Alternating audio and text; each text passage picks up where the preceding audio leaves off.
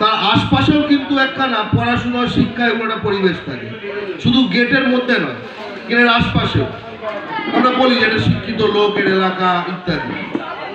তেমনি মহর্ষি দেবেন্দ্রনাথ, দ্বারকানাথ, ঠিক আছে,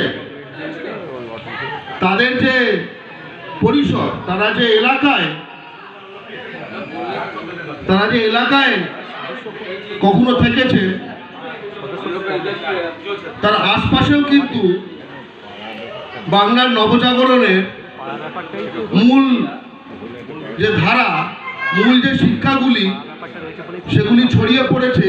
আমি মনে করি না সারা ভারতে বা হয়তো বিশ্বে খুব কম জায়গায় ব্যবসায়ীরা মিলে একখানা অনুষ্ঠান করছেন, সেখানে বসে আঁকো প্রতিযোগিতা। এটা কিন্তু বাংলার একখানা নিজস্ব ঐতিহ্য।